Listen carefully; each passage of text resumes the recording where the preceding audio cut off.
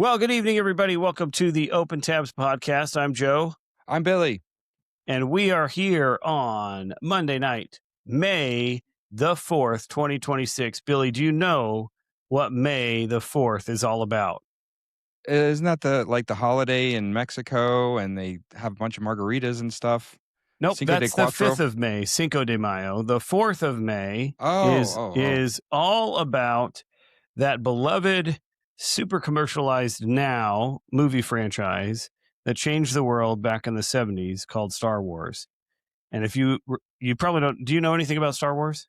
A little bit, little bit. Have you I heard get the no, term? I get the May the fourth. Like you have a lisp. May the fourth be with ya. Yeah, exactly. Yeah, May the 4th be with you. My family's actually upstairs right now outside the studio. They're watching Return of the Jedi, I think, is kind of the movie that we tend to watch on today. I'm sporting my Star Wars gear. I was disappointed. I have a lot of people who proclaim to be sci-fi nerds at work, and none of them dressed up, which tells me that they're Posters, not. impostore. Yeah, they're not real. It's not real. But yeah, dude, it's May the 4th. We like to make a little bit extra of it. We started during COVID. We started making a little bit more of it than we probably should. We tend to have like a meal that's like Star Wars themed. So tonight we had pizza pretzels, but they were in the shapes of Death Stars. Cute. And we always have lightsaber pretzel rod things for dessert. But yeah, it's a good time. It's a fun time. It's a good time to be alive. You get to have a little fun. You get to, wake up to the Star Wars theme song and just enjoy life, I will say it's a film that seems to have stood the test of time. Seems to be just as relevant and interesting to generations now as it did before I was around. So Yeah, it's true. I also even have my little friend co-hosting in my studio with me today. This is my R2D2. how do you say hello in R2D2 language? So here's what I will say. Not everybody, but a lot of people complain about Disney kind of over commercializing Star Wars. But I tell you right now, we would never have had real live remote control R2D2s or BB-8s that we could drive around or talk with. We would never have had Mandalorian Legos. I got my little Mandalorian helmet back there, if you can tell in the very back. That stuff would not exist without the power of Disney. So for as much as Disney has probably overdone the Star Wars franchise a little bit, they've given us some really great toys. And at the end of the day, that's a really great thing. Don't you think? Yeah, I think so. I grew up. I didn't think I saw Star Wars for the first time until I was 18 or 19, maybe. But I grew up watching Spaceballs. Oh, yeah. And for the longest time, because I knew that Star Wars was a thing, but I just never saw it. I didn't know that Spaceballs was a parody or a spoof. Mm-hmm. I just watched it as a kind of a standalone. So much of the humor, I had no idea that it was making fun of, or linking to this original Star Wars. Then when I finally saw the original Star Wars much later, it was like, wait a second, you guys stole that from Spaceballs. Oh, you stole that from Spaceballs. So I had it backwards. Yeah. Funny thing about one funny thing about Spaceballs, speaking of the licensing and marketing and all that, is I think that Mel Brooks was part of the deal was he wasn't allowed to sell any merchandising, after the film came out. Right. And so there's a section in Spaceballs that like really teases it, like he's coming out with all of these Spaceballs, the comic book, Spaceballs, the flamethrower, all this stuff, because in real life he couldn't sell anything. So that's funny, but yeah. And that stuff is sitting in those actors' homes right now. Like all of those actors it's gotta be worth memorabilia. Gazillions. And the new one, the sequel after all those years, is coming out, I think April of next year. Spaceballs 2 is coming out. Yeah, from the first one is from the late 80s. I wonder how they got around that with Disney. That had to be tough, man. I don't know, but the original was I want to say maybe 1987, something like that. And they're doing, after all this time, they're doing part 2. They're bringing Rick Moranis back, and Um, Wow. yeah, coming back for next year. A lot of the original cast. So yeah, and it's one of my favorite John Candy roles too. John Candy is Yeah. one of my all-time favorite actors, and he Yeah. played Barf. I'm a man. I'm a dog. Half man, half dog. I'm my own best friend. Yeah, great. I don't know how you just took my May the 4th Star Wars segment and turned it into a segment about Spaceballs, I but stole it. Back to I ca Star Wars. I can't no, well, it's alright now, I said I do, I feel like Star Wars has been a mainstay, it's been a really fun thing to share with my kids, and that's a thing that's happening now, I think a lot is, like, these things that are getting more popular or remaining popular long enough for us to generationally share it with Gen Alpha and Yep. Gen Z, which is really cool. But yeah, I mean, it's exciting times. And you watch those old movies. I'd encourage you go back and watch those old movies again, and then go watch Spaceballs because it's interesting just how many references, like all the little side references. But it's also interesting to me how much technology they had between the 6 years that they made those films or whatever it was. They really, I mean, there's some technology in those films that's really Yeah, impressive for the and age. and beyond its time, Yeah, very much for so. sure, for sure. Y All right, so that was my big open tab for today. I just excited about Star Wars Day. I'm a big fan. How about you, Billy? What do you got going on today? Well, I wanted to mention a little, well, it's story time, boys and girls. It's story time. Story We love time, story time with Billy. the Greyhound bus. The Greyhound bus. The wheels on the bus go flop, flop, flop. No. Uh, First, Joe, have you ever taken a Greyhound bus? On multiple occasions when I was a child, yes, we Really? did ride the Greyhound bus for sure. What, And do you fun remember fact, anything, good, bad, or ugly? uh, I mean, I remember they used to have bathrooms on them, and I don't know if Yep, they still have they bathrooms on still them, but do. they used to. Okay, I remember that being a rough situation. You would never want to get a seat all the way in the back of the bus Yep, because it smelled bad. yep. So that was my one thing that I remember. I remember stopping a lot. Just you were always like Yes. stopping. I will say, my wife's grandfather was a Greyhound bus driver his whole career. So from like Wow. I would guess the early 50s until the 80s, he drove Wow. a Greyhound bus. Yeah, and Unbelievable. and retired with a pension from Greyhound, the whole 9 yards. But yeah, I spent a fair amount of time on Greyhounds, but not recently. Sure, sure. And bus travel is not so much a thing in the States anymore. If you take well, there's stereotypes and so forth if you take the bus Sure. in the States because it's going to be cheaper and faster and nicer to go any other way. But in other places in the world, buses are fantastic. In Europe, especially in Asia, Japan is, I think, number one for the most buses per capita. They've got cool bus. I watch YouTube videos of their buses. They have suites. You can have your own private little room and all kind of stuff on their buses. Pakistan has a bus that has a triple decker bus. So we've Whoa. seen double decker buses, but the third deck is not above; it's below. So imagine where the How does that luggage work? the luggage is, if you think of a bus, the luggage is between the front wheels and the back wheels at the very bottom. So take out all the luggage compartments and put some more seats down there, and that would be your third layer of a triple decker bus. Yeah, yeah, yeah. So, Wow. and with those, there's no aisle. Each seat has its own door. It looks just like a car door, but on the side of the bus, between the wheels, between the front and back axles, you open the door and you just sit. You slide right in, just like it's a car, and close the door back. So, Wow. but anyways, uh, I had probably my one craziest, infamous Greyhound trip, and this was when I was 14. And my father and I went to Miami for Christmas, where he was born and raised, and where I was born but not raised. And because of legal issues, he was terrified and paranoid to ride an airplane because he didn't want to show an ID.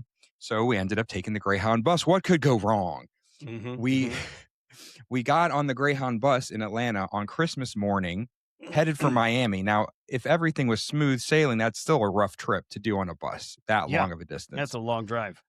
I remember we got to the bus station downtown Atlanta. We hadn't even gotten in the building yet, and there was a this is again Christmas morning, maybe 8 o'clock in the morning. There's an city of Atlanta police officer in the middle of an argument with a blind man that Uh, had the glasses and the cane, and ended up tackling him to the ground and arresting them, oh and my threw him in the back of the gosh. police car with his walking stick. And we're looking at each other like, is this a bad omen? What? And so we so it's one of these, and we get on the bus, and we sat on the bus for over 2 hours before they had a driver, because they had a shortage of drivers. It was Christmas.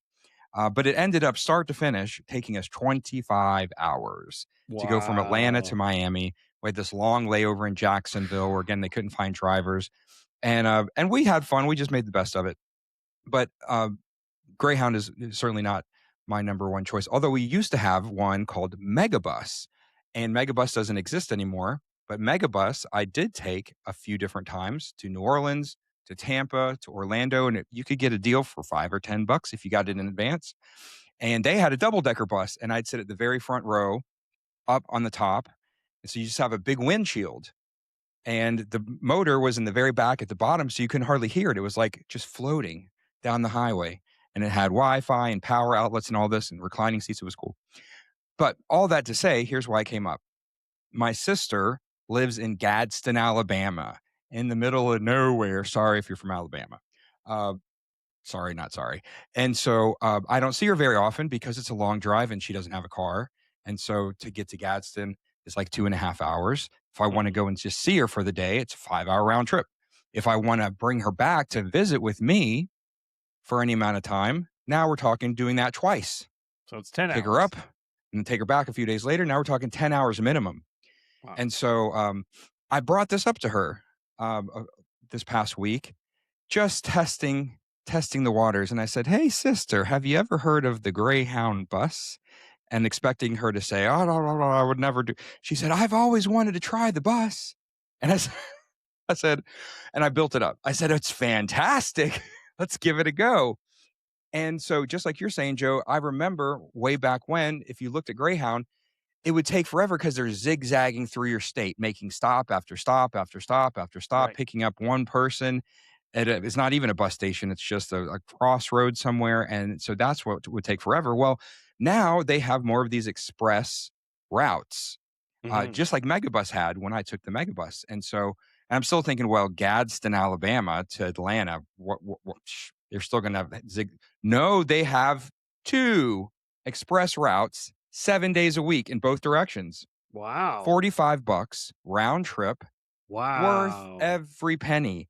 She gets on the bus at Gadsden where she lives. They only stop once for a 10-minute bathroom break. It's a Wow. 2.5 hour ride, just like So we you were in a don't even car. have to use the bus bathroom. Correct. Yeah. And I mean, really, it's, hopefully just for emergencies type of thing.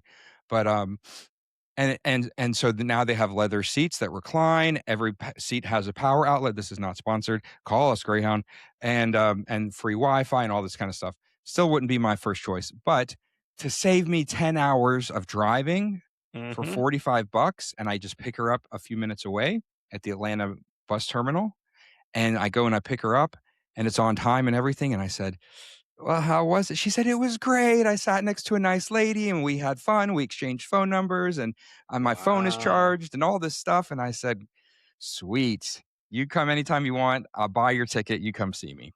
There you So go. that's the Greyhound thing. I've always wanted to try some of these interesting luxury buses from other countries. Like they're popular in Asia. The one in Pakistan I mentioned. We don't have anything cool like that. Any like luxury buses Well, here, but it would be interesting. I'm gonna change your life now, Billy. Now, it's not as cool, okay? Just keep that in mind. But it is it is in fact it is in fact a luxury bus situation. They have one trip right Ooh, now. It's called Volane. They go from Nashville to Atlanta. They do it twice a day. If $150. I know each way, that's a little Shoot. much, but Woo! Check this Oh, bad that's boy nice. out. Yeah, that's kinda nice. So it comes with a dedicated snack attendant, thoughtful amenities, Wow. all the stuff that you could want. No TSA pre-check, no none of that. I mean, it's first class. Look at that, hot towels. You got Wi-Fi on the bus. You get This is like drinks. a real like first class from an actual, commercial airline almost. Exactly. Yeah. So $149 for a first class ticket to Nashville now. That seems like it might be a little worth it to me. I don't know about you, but that's kind of a unique situation I mean, there. maybe for, for the experience. Just like I always encourage people in the States to take the Amtrak and to get a roomette or a room if you can afford it at least once in your life Mm, as an experience, even though with Amtrak it's not efficient and it's not worth the money. But it's a cool experience to do once if it's you haven't done fun, it, right? you know? The point is Yeah. it's fun. If you don't have to be anywhere anytime soon, then it can be fun. Yeah. The All thing right, so about, here the we thing about go. We're gonna Amtrak. look this up. Oh, yeah, Look at yeah. this now.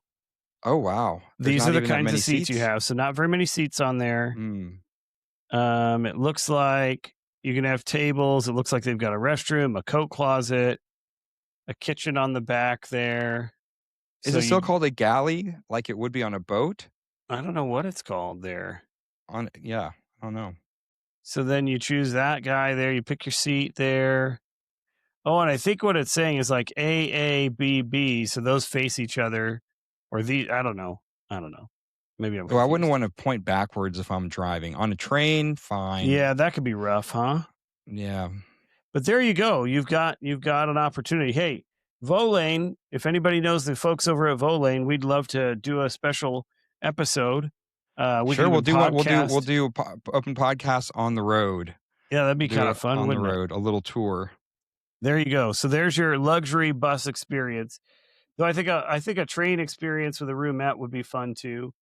I'd love to do that. We should do that. We should. I mean, again, it's way more expensive than it needs to be. Is there Wi-Fi on the trains?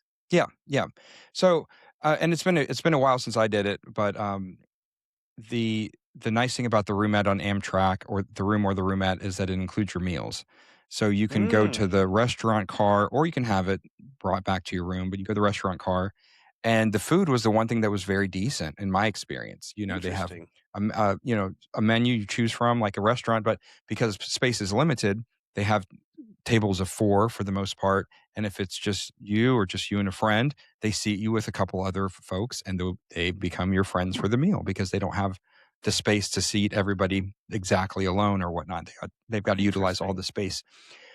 But yeah, it's a cool experience. Now, at least in the Southeast, the thing and much of the U.S. as far as I know, reason one of the reasons Amtrak is terribly late is I mean when I say terribly late I mean it is common to be multiple hours late is because Interesting. they don't own the rails that they're traveling on and much of the Oh, rails are single rails. They're leasing the ability to pass by on those rails from the freight train companies. And so if it's a single rail and Amtrak's doing everything like they're supposed to, but the freight train's coming along either early or late or what have you, the freight train is always going to take precedence because they own the rail. So mm, Amtrak might have to pull over, so to speak, and wait for half an hour or whatever for the freight train to cross by on that single rail. And that's just the nature of it when they don't own their own rails. And so that makes interesting. them synonymously late. And then for Atlanta, there's only one line that passes through. It's called the Crescent. It goes north to Washington, D.C., it goes south to New Orleans. So, in theory, if you wanted to go to Florida from Atlanta or you wanted to go to New Orleans or Nashville, you got to change trains in Washington, D.C., and then come back down the coast to Savannah and to Oh, Florida. There's nothing interesting. that goes straight down from Atlanta. You got just that's your only option. So, but I did New Orleans to Atlanta. It was cool. But again, you have to make sure that you don't have to be anywhere in a hurry. So check this out. While we are on the bus topic, here is the one I was telling you about from Pakistan, the triple decker. There it is. What So there's is the double that? decker, but yep, you can open it's like I told you, it looks just like a car door. And then you scooch in, and each of these are nice. Each of these has, like, a nice big TV screen, and it's you lounge back and all this kinda stuff, but once you're there, it's not like the middle and upper deck where you can walk up and down an aisle or whatever, you're just there. You're You're just there. there. You're stuck. Yeah, and if you get T-boned, that's a problem too. Oh And, gosh. they have the all kind of variations in Asia that we don't have in the States. Look at this. Yeah. This is a bus where you've got some sort of private kind of a thing. It looks like she's got a curtain. Maybe the seat goes back into a bed. They're real creative in some of the other parts of the world with travel with when it comes to buses, and it's not looked down upon in any way. You could be have a really comfortable experience. You know, so Interesting. yeah, yeah, pretty Very neato. interesting. There are definite there's definite I see upsides to travel like that. This is an interesting article this brings up. And I have actually been looking at not for me per se, though it is tempting, but after we talked about Waymo, I have been looking at the full self-driving capability of the new Teslas Mm, because my mom right now is spending a significant amount of money on Lyft to get to and from doctor's appointments and just to the grocery store, to a pharmacy, whatever. And so I've been looking into these Teslas with full self driving. You can lease a Tesla Model 3, again, not sponsored, but you can lease a Tesla Model 3 for affordable, much more affordable than you might think. I didn't realize they made kind of like a base model, like not nice Tesla because you don't usually see those, but they have a Tesla without leather interior and no panoramic sunroof and all that, but it has all the same brains as a standard as any other Tesla. And so mm. you can get these much less expensive leases with full self driving for under $400 a month. Um, and it's tempting. And I was reading an article the other day about this guy who goes from, I believe it's Nashville, down to Orlando or Jacksonville on a semi-monthly basis. And he has started using a full self-driving Tesla Model Y, Mm. and it does 95 to 99% of the trip for him. He literally gets out every couple hundred miles and plugs it in, and it charges for 15 minutes, and then he puts the little thing back, gets back in the car, and hits 15 the button. minutes? How much charge Yeah, can you get in so 15 so minutes? it's interesting on a long distance trip, and I don't know all about this, but on a long distance trip, your Tesla will maximize your efficiency. So whereas you might have to stop for 45 minutes to get a full charge, it might Mm, have you stop twice for 15 minutes and get you charged up to another 200 miles, and then just let you take the trip that way. So you don't stop once, or you don't stop once for 45 minutes, you stop twice for 15 minutes, and it's a 30-minute delay altogether. So a hmm. lot of the technology that the Tesla has built into it now is really interesting. And, you do still have to supervise it. You still have to watch the road, but he's able to talk on the phone. He's able to answer emails to an extent. He's able to grab a text message here and there and still be paying attention to what he's doing for the most part. And So you so still have to he's, monitor what's going on to some yeah, degree. yeah, Okay. yeah, absolutely. It's super fully supervised right now, that they're talking about by the end of the year to be unsupervised, kind of like a Waymo. Still sitting in the driver's seat in case anything happens, but unsupervised for the most part. So when you think about the time, because I'm on the road now a lot for work, and a lot of my time is just driving down back roads in Georgia trying to get from one place to another. So imagine just sticking an address in your car and letting your car drive you, and you're able to kind of talk on the phone, you're able to listen to a podcast, you're not getting that fatigue of holding the steering wheel the whole time, all those kinds of things that are created. And so this idea of bus travel, where I'm going with this idea of bus travel, even for business, is not a terrible idea. Like, you think about this one to Nashville, right? If I wanted to drive to Nashville, I'm actively engaging with a vehicle for 4.5 hours to get to Nashville. My other option is to drive an hour to Atlanta, go through security, get on an airplane, fly for an hour and 20 minutes, go get a rental car, blah, blah, blah. And now I've spent at least 4.5 hours on airport stuff, right? Getting to Nashville. So the idea of just parking my car for free at a hotel, hopping on a bus, taking that bus to Nashville, it's 4.5 hours, but I get to work, I get to sleep, I get to drink drinks, I get to have snacks. Anything I need is taken care of. I get off the bus, I'm refreshed.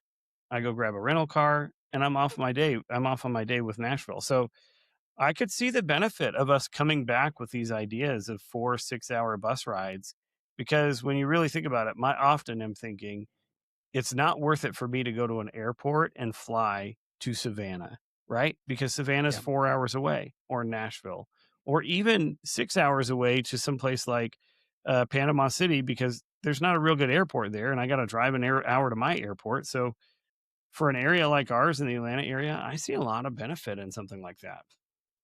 Yeah, and, maybe it's making it some degree of comeback, I don't know, or not, but I hadn't looked at it in a long time, I hadn't needed to, and I was quite impressed just on this little limited experience, that was on time in both directions. Now, the surroundings around the Atlanta Greyhound, bus station were a little bit rough, a lot bit rough, but, my sister's a rough gal, so she took it in stride. Now Robotaxi, the Tesla has their own version of, I think they call it Robotaxi, Hmm. Hmm. that's supposed to be somewhat of a competitor of Waymo with Uber and Lyft and now Zoox with Amazon. And the last I heard, they were testing it in the Austin, Texas market. I don't know if it's moved on past there, but the big difference compared to Waymo, here in Atlanta, we have Waymo everywhere, raw, and they Hmm. take a Jaguar SUV hatchback, not Hmm. SUV, more Hmm. crossover, whatever. But they have to add all the sensors to it, so they got sensors spinning on the roof and all over the place. Whereas the Tesla Robotaxi has nothing added; it is stock. As far as I know, the only thing that's different is the firmware is designed for a paying customer through the app, but there's nothing different. There's nothing added. There's nothing physical that has been mounted on the car. It is just the stock Tesla being used to do um, driverless commercial, paying rideshare. Mm. So it's interesting where all of this is going. And folks have mixed feelings on it, and understandably so. But you can't halt progress. You can't. And, you think about the 75-year-old who needs to get to their doctor's appointments, their kids live far away or their kids work full time. They don't have a spouse that can drive them anymore. Eh, these costs, these transportation costs in an area where there's not good public transportation, they're mounting, they're rising, and they're expensive. And so having an alternative solution for that, I think we could see that happening a lot more here in the future. Yeah, yeah, absolutely. Well, I Be don't know how interesting we to see got how on it that. goes. I don't know how we got on that, but speaking of it, AI, man, I feel like every day I am in some sort of like swap meet, right? And there's a stall for every AI, and there's a new stall every time I walk in with this new AI that somebody should be using that does X, Y, or Z. And I gotta tell you, man, I am getting a little overloaded with it's getting a little much, man. I don't know if you've ever been to one of those kind of like uh, what do they call them? Not Mercado, one of those kind of markets in Mexico where it's a big, huge building. It's the best way to think of Sure, it is sure, a sure. swap meet. Yeah. Yeah, like a And flea market or a yeah, bazaar or but when you're walking in that yeah, situation and everybody's yelling at you like, "Oh, come try this. Here's cowboy hats. yeah, Here's ponchos. Here's fine silver," all this stuff. I feel like that's what it's like nowadays. You know what I mean? Like, "Oh, here's email cleanup. Here's note taking. Here's, business messages. Here's I'll teach you how to do X. I'll, make your face look like an old man." All like and I never know what to use for which, you know what I mean? Like, and they've all got subscriptions now. And it yeah, seems like, the most secure way to use any of these is to pay for it. So you could easily I know people that they spend $100 to $150 a month in just AI platform subscriptions. sure. What about you? So do you have any pro AI subscriptions? I only pay for the main one that I use, which is still ChatGPT. I've started using Perplexity more and more for more research and fact checking. Um, so I see a big, in my experience, a big gap. Not that's not the right word. A big difference between ChatGPT and Perplexity. ChatGPT is more I'm thinking through brainstorming ideas, Mhm, mhm, that type of thing. Um, and then Perplexity is more I'm doing research. I want references, times, dates, places, specific information like that. So and there's plenty of overlap, and I've tried it out. I'll mhm, I'm looking for maybe there's this a help section of a software that I'm using, and the help section is confusing, and so I'll go to ChatGPT and I'll go to Perplexity in two different tabs, and I'll say, "How do I do X?" And they'll both give me information, and you can see the differences. One is maybe mm, more thorough, and the other is more concise. And one gives, example, but they're essentially giving the same information.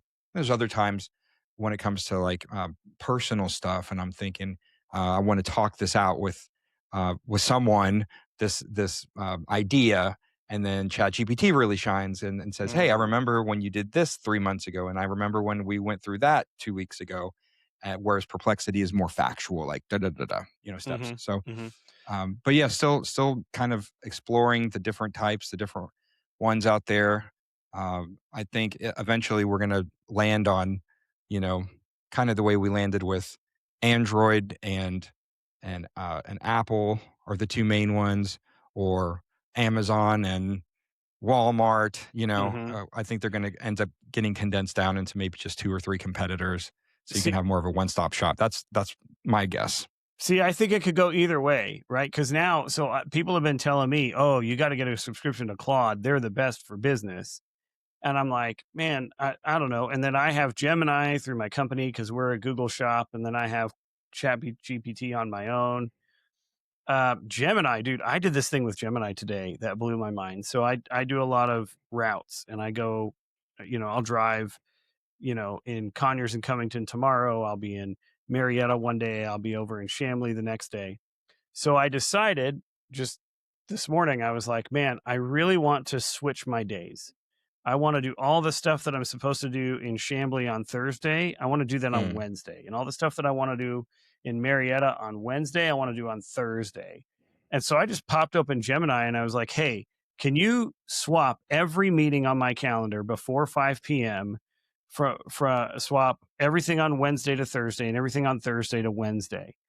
And it said, yeah, you've got 15 meetings between those 2 days. I'm going to move them all and you'll be good to go. And I said, great, do it. And in seconds, it was done. Mm. So I don't know that was tangential, but what's really interesting about all this is I feel like it could go one of two ways. The way you're talking about, where, two AIs end up kind of ruling them all, right? But I also get the sense or the idea that we could end up like the cut the cord situation that we had, where now you've got a subscription to NBC through Peacock, you've got a subscription to Disney, you've got a subscription to Hmm. Paramount, CBS through Paramount, you've got a subscription to HBO. So I do get the sense that you could end up with, you know, a six $20 subscriptions depending on what you need to do. Sure, and they would love that. Yeah, yeah, Yeah. I would not love it as much. You know what I heard though? This is interesting. The Speaking of AI and the potential dangers of AI.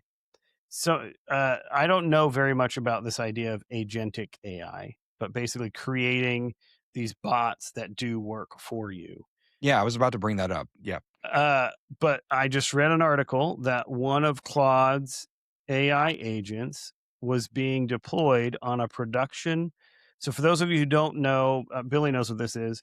But when you are developing a software solution or like a web application or even a website, typically you have two versions. You have what they call the production version, and that's the version that the world sees, the world uses, all your users interact with. And then you've got a sandbox, or you might have multiple different development instances or versions of it. And so most folks are only using these AI agents in their development environments, right? where they have firewalls, where they have backups, and all of those things. This company called Pocket OS, which makes rental car reservation solutions for rental car agencies, they had a Claude agentic AI solution installed on their production site. And it proceeded to delete the entire code code bank and all the backups for this particular solution Oh on goodness. production just one day.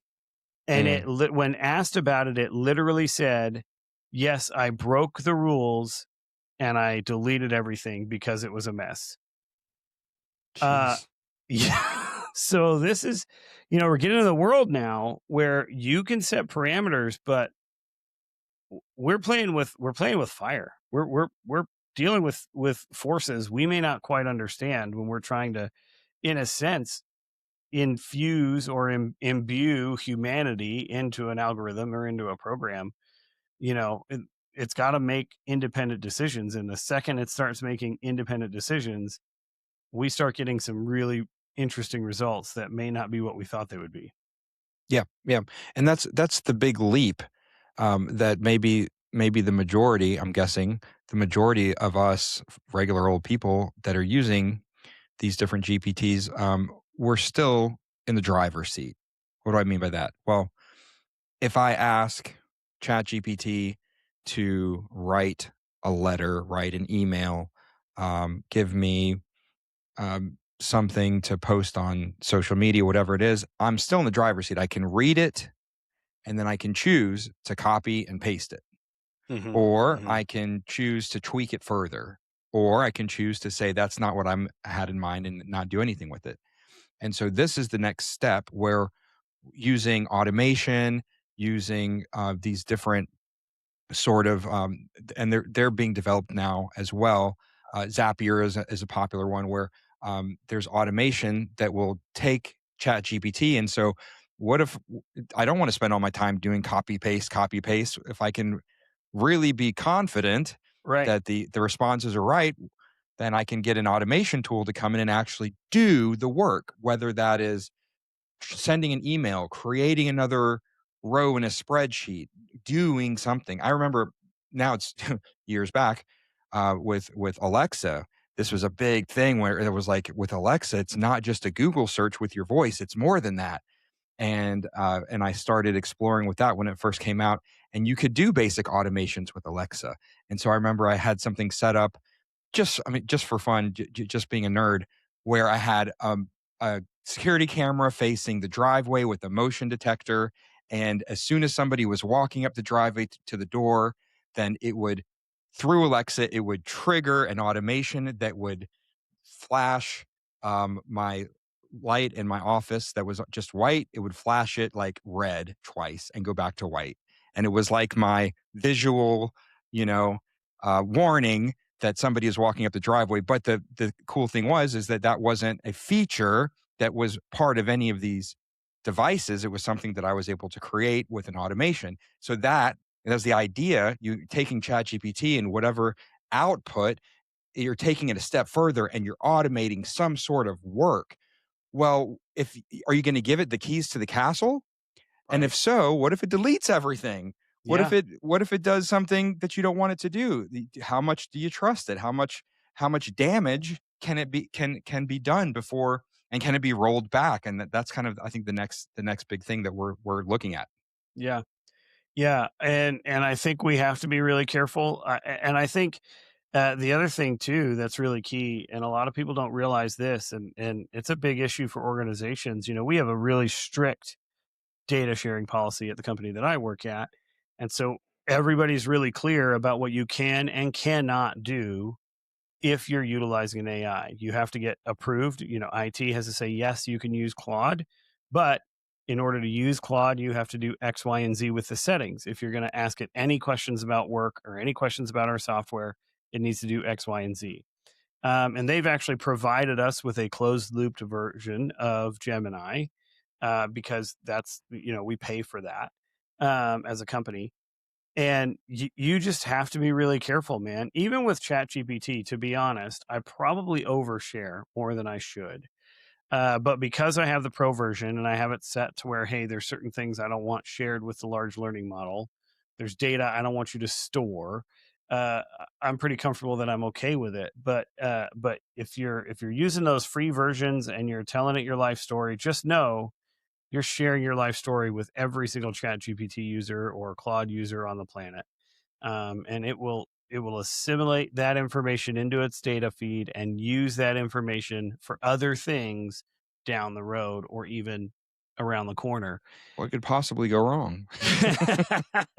Right, right. Ugh. All right. Well, hey, do you want a word from our sponsor? We need a word from our sponsor. I just got to Wait, figure wait, out where wait, I wait. set. We're on episode 12 and we have Yeah, a sponsor? I know. It's like Another one? we get a new This one is every this week, is Billy. crazy. We're going I to be know. rich. They're banging down the door. It's crazy. I Man, can hardly even keep up with all the requests. shoot. Um, We need to get some automations and some AI. yeah, we need to Get get that some money AI. rolling Well, in. I do have Chester that helps you with the ad copy. If I'm being perfectly honest. Um, so here we go. Today's episode of the Open Tabs podcast is brought to you by toys that are obviously made for adult males because no parent in their right mind would spend money on it for their kids. You know those toys. Recommended age is 8 and up, but they somehow cost $349. They require Wi-Fi, and they come with a display stand and not a toy box. Nothing says childhood fun like a fully customizable, motion sensitive, metal app synced lightsaber with 3 different kyber crystal modes and firmware updates when needed. Billy, do you remember when toys were simple? That was a long time ago. It But yes, it there's was once upon a simple. time. Once We upon a could time, we could you make still do with used a your imagination. I know we could make do with a stick or a rock or a ball or even moon shoes. Now I've got 300 lightsabers, but this one is screen accurate. And hey, listen, your kid, he asked you for a Lego set, but you're the one who needed to spend $1,000 on Lego blocks so you could recreate a spaceship that resembles that piece of crap ship on that old cowboy sci-fi show that subtly played into the idea of China's eventual world domination while serving as a clever way to use cuss words on network television. That's for you browncoats out there. But hey, maybe it's not about the toys. Maybe it's about reclaiming something. Maybe it's about that Christmas when you got socks. Again, maybe it's about that hug that you never got. The action figure you weren't allowed to open, that Millennium Falcon that really just never made its way home. So now you're an adult. You've got a credit card and absolutely no one to stop you. And honestly, good for you because nothing heals the inner child like climate controlled display cases and a spouse quietly asking, "What are we going to do with all this crap?" Toys that are obviously made for adult males, no parent would in their right mind would buy it for their kids because therapy is expensive and that one lights up, That was really touching. We love wasn't our it? Yeah, sponsors. We really. love our sponsors. Yeah, I sometimes those sponsors they know how to hit you right here, you know, right in the pocketbook. I mean, Man. right in the yeah. We appreciate our sponsors. Thank you very much. Appreciate that. Speaking of this kind of a direction in general, Joe, have you been to anything like a Dragon Con? It's on my bucket list. I definitely would like to go to Dragon Con. Though I do also worry slightly that I will be not up to the snuff. You know what I mean? I don't know if I consider myself a sci-fi buff. I feel like I'm somewhat of an aficionado, but I don't know that I'm that far. I'm not close enough to that. You know what I mean? Like I Well, have the yeah. t-shirts, I have some of the toys, but I couldn't tell you like every single episode synopsis from the Clone Wars. I know that the Clone Wars exists. It's a TV show, an animated TV show, by the way. But but I don't know. I didn't watch it. You know what I mean? I have only watched maybe, I don't know, 1 or 2 seasons of the original Star Trek series. So I feel like I like sci-fi, but I'm not sci-fi enough to really fit in at one of those events. I get that, and I felt that, and I went last year for the first time, and I realized that I was completely wrong. It is, I don't know. I didn't know half of what I didn't know more than half of what I was looking at, but it was still a blast. It was still a blast watching all these folks dressed up in costumes of their favorite characters. I did recognize a bunch, though. I was surprised how many I did recognize, but it was like, I don't know. It was like Disney World meets Vegas meets, like grown adults just having fun and playing, and in the costumes and everything. And there were so many different workshops. Then there was music, there were DJs, all this kind of stuff. I want to show you real quick. There were talking about obscure references. I saw a couple dressed as one episode from the original Twilight Zone, and I'm thinking very few people here are going to even get this reference. And I didn't get to talk to him; it was just in passing. But this one obscure episode called "The Eye of the Beholder." It is one of my favorite um, Twilight Zone episodes. Uh, but this is what the couple were dressed as, and Oh, yeah. you have to have known not just the Twilight Zone, but this particular episode to even get it. And they were dressed in all black and white, as if it was like a black and white, because black and white Oh, TV wow. show back then. Mhm. And for anyone, you can look it up and watch it. It's fantastic. It's a switcheroo. So all the people in this world look like this. This is the normal. And they have one young lady who to us is beautiful and attractive, but to them she's hideous and ugly, and they're going to do plastic surgery to make her look like the rest of them with the big nose and all this kind of stuff. But yeah, I saw the couple at Dragon Con dressed like that, and it was so cool. But we'll have to check it out in Atlanta coming up. I'm not. It's not normally my thing, but I had so much fun. And they have every year like 4 stories of these um uh like they call it a bazaar, where it's all these booths selling all kind of stuff, and they have the original artists from these comic books. Again, it's not my thing, but I appreciate it while I'm there, and you can go meet them and talk to them, and just a lot of Wow. fun. They're a lot of fun. Yeah. See, now I'm gonna have to decide what character do I go as, because annually we dress up for Halloween. So I have Gandalf. I could go as Gandalf. I could go as someone from Star Wars. I don't know if they get into like stuff like the Princess Bride. I have a I Absolutely. have a Dread Yes. Pirate Roberts costume that I could wear. Yes. Let's see what hey, I could go as Dread Pirate Roberts and you could go as Prince Humperdinck or something. Uh As long as I'm not going as the princess, I'd have to yeah, get a big yeah, I don't think you industrial would want to bottle go of as Buttercup. Nair to get rid of the Yeah, leg that'd be hairs. rough. That'd be rough. But yeah, Humperdinck, so I Humperdinck, Humperdinck. I really did. I do enjoy that. I've got plenty of costumes, so maybe we'll have to check that out. When is Yeah. Dragon Con? Is it in the summer? It's The towards the fall? end of the summer. Yeah, I went, like I said, for and after I was there, I'm like, how have I never been here before? They've been doing it for years. Dragon Con in Atlanta is um let's see. Oh, 2026. We're in the wrong year. It says it's 121 days, 21 hours, September 50. 3rd. There you go. Sep- yep, September 3rd through September 7th. Now I only did a 1-day pass. It's a Labor Day weekend. I did a 1-day pass, but uh there's multiple days, and they have lots of cool stuff, and they have these all kind of workshops. The one I wanted to go to, and I couldn't go to because the line was so long, was to meet the original cast from Back to the Future.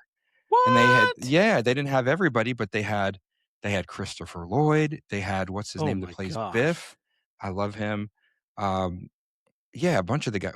I think 4 of the main actors from Back to the Future were there doing a Q&A panel.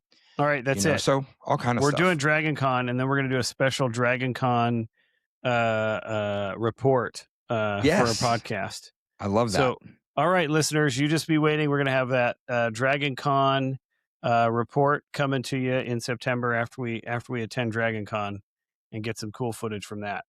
Yes. Awesome. Well, all right, folks, this has been the Open Tabs podcast. Thanks so much. Hey, Billy, did you say we had a phone number, or is that coming next week?